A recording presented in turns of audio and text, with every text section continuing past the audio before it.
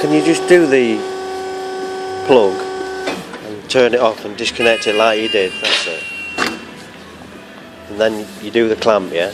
Yeah, then you do the clamps. To remove the battery. Yeah, and then you have to remove this one. When you expect that you change the battery a lot, we have to change this. Okay. So you can pull it out. Normally this is a special strip. Right.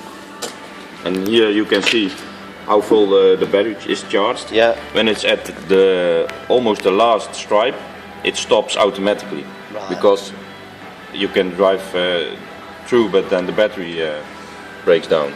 Okay. And this is the hours, how many hours the machine has on the clock.